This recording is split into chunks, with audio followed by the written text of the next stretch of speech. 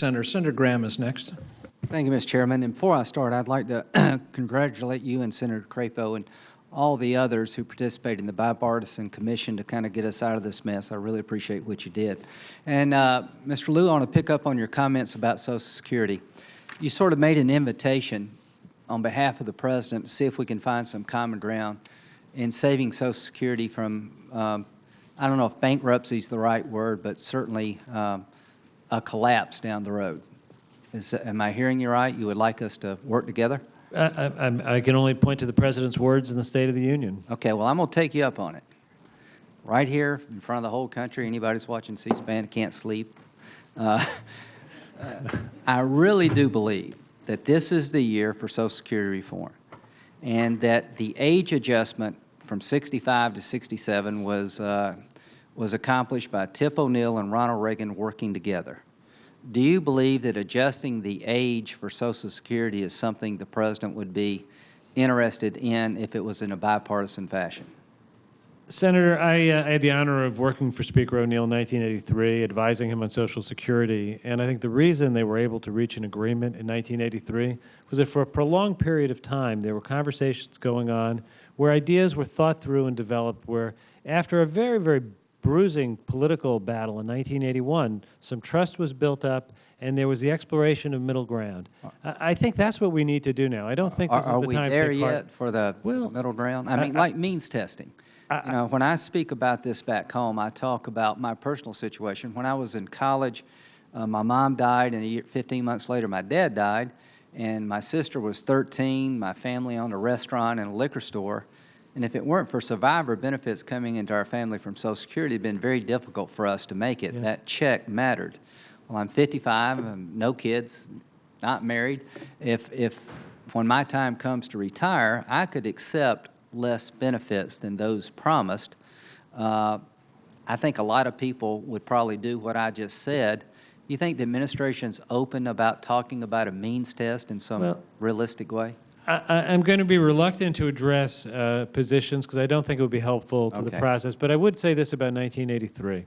The reason there could be an agreement in 1983 was that there was a provision that had not been law before which subjected Social Security benefits to income taxation. That was essentially saying that if you had other income and it put you in a place where you didn't need the benefit as much, that it was subject to taxation. Well, one side considered it a tax increase, the other side considered it a benefit cut. I understand that. It took a lot of work to get to that point. What do we need to do to get to that point? I mean, I think having the kinds of conversations that we're having, continuing it, there will be... Well, we're having a good conversation, but you want to, you know, every time I put something on the table, you'll say we have to talk about it. We need to talk about it behind closed doors. That makes sense. But you had a commission. Get back to me, because I only got a minute left, and tell me where I need to go and who I need to meet with about finding a way to save Social Security from what I think is an unacceptable demise. Very quickly, to the President, this is the year. There are a lot of Republicans who understand entitlements have to be put on the table. We're reluctant to go by ourselves because, you know, this issue is easily demagogued.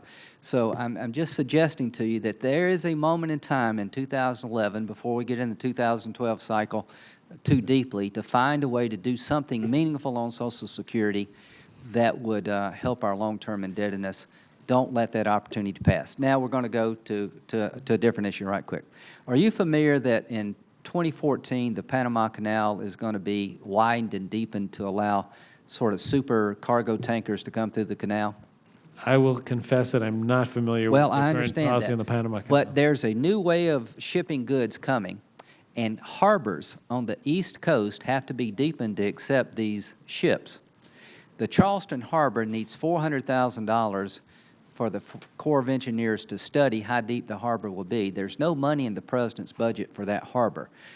Only $1 million out of $100 and something million was spent on East Coast harbors in the President's budget to get these harbors ready for the super tankers.